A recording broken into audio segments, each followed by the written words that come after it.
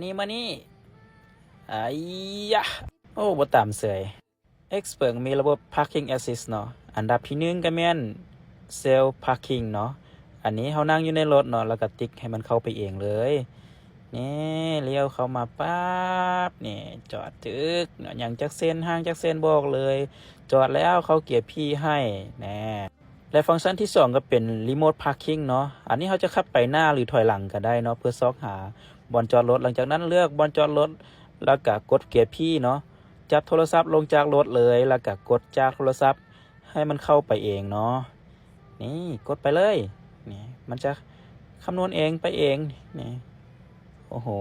นี่ในระหว่างที่รถกำลังถอยเข้ามาเนาะเขาก็ไปแกล้งมันสักหน่อยนึงเนาะโอ้โหเวลาสิเข้าเลนนี้มันบอซองนี้มันถอยมาเลยโอเคจึกหยุดเนาะมันจะบ่ต่ำเด้อถ้ามีหลานน้อยย่างตัดทั้งหน้าทั้งหลังมันก็จะหยุดให้เนาะรถมันมีเซ็นเซอร์มีกล้องอ้อมคันมันสลาดแล้วก็เก่งหลายๆเนาะเบิ่งมันจอดนี่ตรงปั๊บขวาซ้ายกะไว้พอดีครึ่งกลางปั๊บเลยจอดได้งามหลายงามกว่าคนจอดอีกเวลาสิออกเนาะกะสิบใส่เป็นรีโมทพาร์กิ้งก็ได้เนาะกดออกเนี่ยมันก็จะเลื่อนออกมาให้เนี่ยพอดีพองามแล้วมันก็จะหยุดให้เราก็สามารถขึ้นรถได้เลยเนาะนี่ประตูก็เปิดออกมาเองแล้วเราก็เข้าไปเลย